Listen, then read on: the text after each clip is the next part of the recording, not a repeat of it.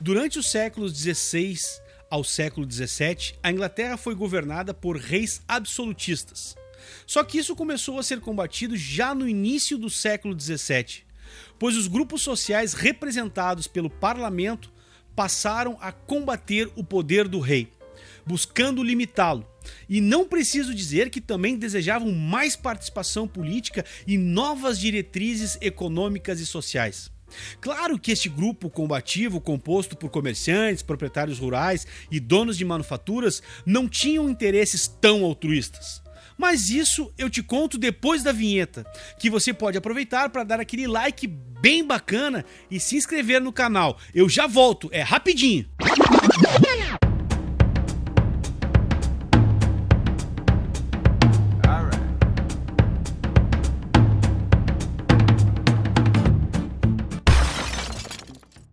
O absolutismo inglês teve início com o rei Henrique VII, fundador da dinastia dos Tudor, que assumiu o trono ao final da Guerra das Duas Rosas, conflito que ficou conhecido por esse nome devido ao fato dos Lancaster terem como símbolo uma rosa vermelha e os York uma rosa branca. Bem, mas o que importa é saber que esta guerra ocorrida entre 1455 e 1485 surgiu a partir das disputas pelo trono inglês entre duas poderosas famílias da nobreza, os Lancaster e os York, que eram grandes proprietários de terra. Henrique VII, que tinha laços de parentesco com os Lancaster e os York, recebeu apoio da burguesia para conseguir a pacificação no país. Seus sucessores ampliaram os poderes da monarquia inglesa. No reinado de Elizabeth I, o absolutismo monárquico inglês fortaleceu-se ainda mais e colaborou ativamente para o desenvolvimento do país. Nesse período teve início a expansão colonial inglesa, com a colonização da América do Norte e o apoio aos atos de pirataria contra navios espanhóis. É isso aí, gente. Apoio aos atos de pirataria contra navios espanhóis. Pensa comigo, meu amigo, minha amiga. Você que acha que bandidagem é só coisa de vagabundo e brasileiro, europeu não faz isso, se engana e feio. Tem muita gente importante por aí, viva ou morta, que se alia ou se aliou a bandidos. A associação do Estado à pirataria e a bandidagem é uma prática recorrente na Idade Moderna e nos dias atuais também. Voltemos aos Tudors, que durante o século XVI governou a Inglaterra de forma absoluta, com o apoio da burguesia e da nobreza rural, chamadas de gentry. Nessa época, havia interesses comuns entre a monarquia absolutista, a burguesia e a gentry, que explorava a terra com fins lucrativos, ao contrário do que ocorria no antigo sistema feudal. Entre as medidas adotadas pela monarquia inglesa que demonstram esses interesses comuns, destacam-se a centralização do poder político como garantia de ordem social, uniformização das moedas do sistema de pesos e medidas e das tarifas para facilitar, a permissão concedida aos corsários, aos piratas, para atacar navios inimigos, o incentivo dado à expansão marítima e comercial. A Igreja Anglicana, controlada pelo Estado, também participava desse jogo de interesses. Mantinha nas cerimônias a forma ritual católica, tipo liturgia, hierarquia sacerdotal e segue por aí, mas destacava o conteúdo calvinista da religião anglicana, pois a ética religiosa calvinista era mais adequada aos valores burgueses, pois estimulava o trabalho metódico, a eficiência, a poupança e a acumulação de riquezas. Essa combinação de política e religião sempre deu cocô, né, gente?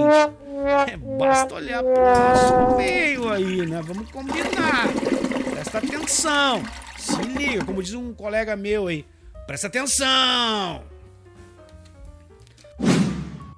A dinastia dos Tudor chegou ao fim com a morte de Elizabeth I. Sem descendentes diretos, o trono inglês coube a seu primo Jaime, rei da Escócia, que se tornou soberano dos dois países com o título de Jaime I. Iniciava-se a dinastia dos Stuart. Agora o bicho vai pegar. No século XVII, a dinastia dos Stuart pretendeu exercer um absolutismo de direito reconhecido juridicamente. Porém, nesse momento, a burguesia e a gente perceberam que o absolutismo, óbvio que não queriam o rei fazendo intervenções nos assuntos econômicos e atrapalhando seus negócios, claro que não. A dinastia dos Stuart entrou em choque com o parlamento inglês, que era dominado por representantes da gente e da burguesia. De um lado, o rei lutava pelo poder absoluto. De outro, a maioria dos parlamentares defendia a limitação do poder do rei. Essa luta pelo poder entre monarquia e parlamento teve reflexos no campo religioso. Para conseguir o apoio da nobreza católica tradicional, o rei estabeleceu, por meio de uma rigorosa legislação religiosa, que a igreja anglicana deveria valorizar a forma litúrgica católica em vez do conteúdo calvinista. A burguesia, fiel aos princípios calvinistas, ficou ainda mais descontente. Fundou então novas seitas religiosas. Surge então a igreja presbiteriana. Os presbiterianos, chamados de puritanos, queriam uma igreja desligada do poder do Estado, na qual os bispos não fossem nomeados pelo rei. Cada igreja seria dirigida por um pastor indicado pelo conselho dos membros mais idosos da igreja, que eram chamados presbíteros. Isso tudo faz com que a coisa ferva. E acredite, vai ferver e vai feder. Pois em 1628, o parlamento inglês estabeleceu, por meio da petição de direitos, que o rei não poderia criar impostos, convocar o exército ou mandar prender pessoas sem prévia autorização parlamentar. Mas no ano seguinte, o rei Carlos I, sucessor do Jaime I, reagiu a essa petição, fechando o parlamento e perseguindo os líderes políticos que lhe faziam oposição. Reparem uma coisa, gente.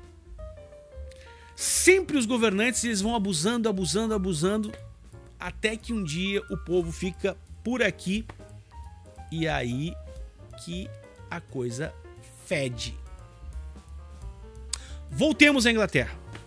Em 1640, Carlos I viu-se obrigado a convocar o parlamento, a fim de conseguir recursos financeiros para combater uma revolta escocesa contra o seu governo. Uma vez reunidos, os parlamentares tomaram novamente uma série de medidas limitando o poder do rei. Decretaram, por exemplo, uma lei que proibia o monarca de dissolver o parlamento e tornava obrigatória a convocação do órgão pelo menos uma vez a cada 3 anos. Esses acontecimentos deixaram os ânimos entre o rei e o parlamento ainda mais acirrados. Fato que culminou na Revolução Inglesa. Bora conhecer a Revolução Inglesa, gente? Cabeças vão rolar! A Revolução Inglesa pode ser dividida em 4 etapas principais.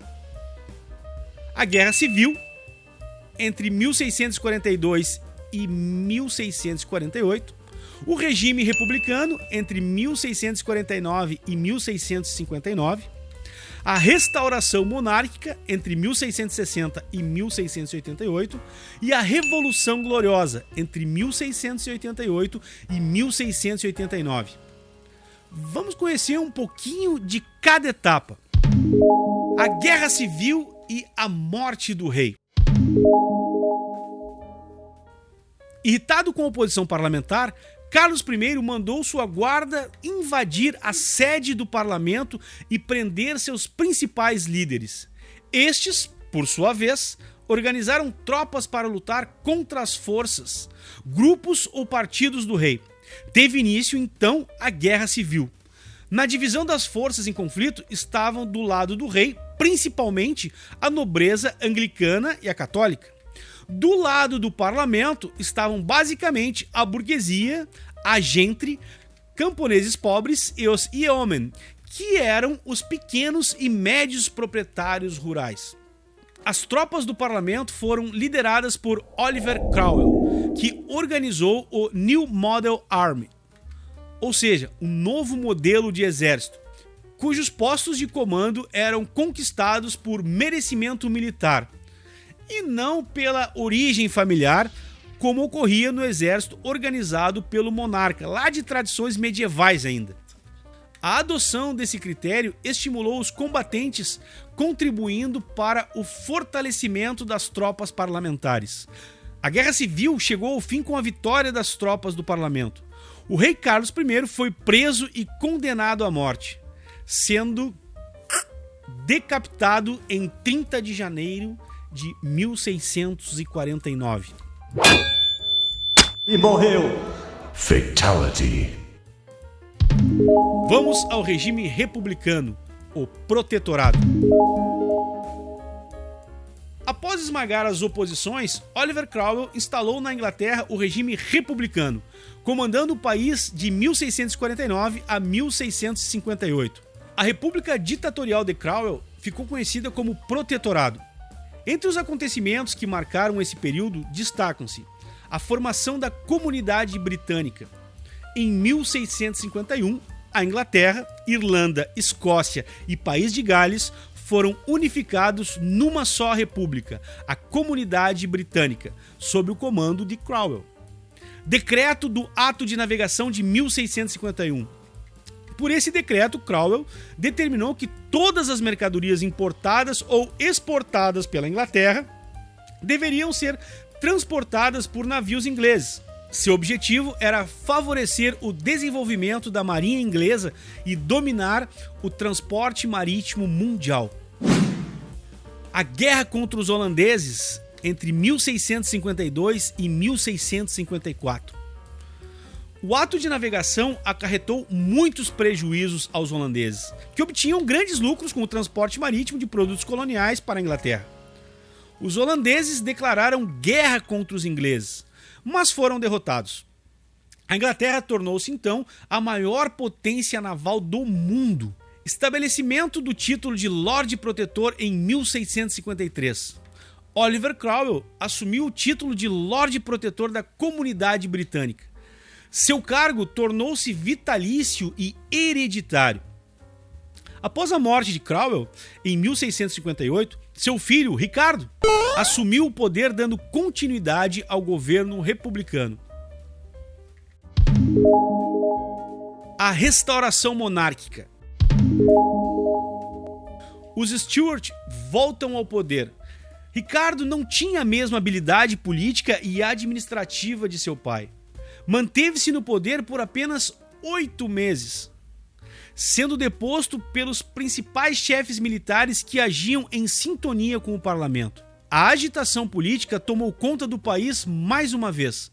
Sendo assim, o parlamento decidiu restaurar a dinastia dos Stuart, convidando Carlos II a assumir o trono britânico.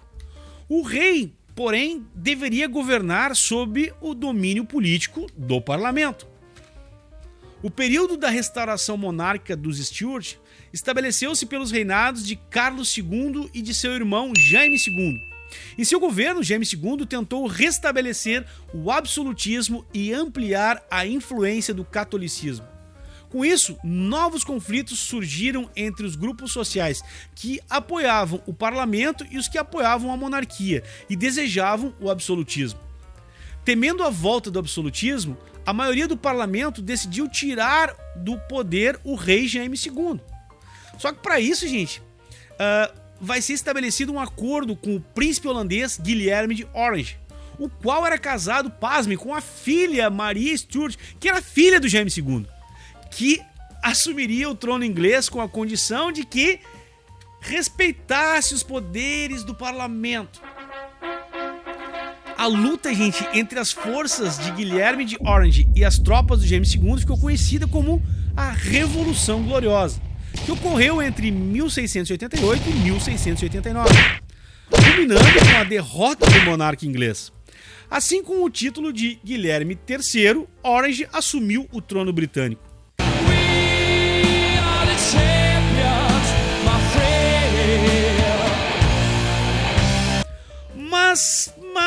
Porém, todavia, contudo, entretanto, teve que assinar a Declaração de Direitos.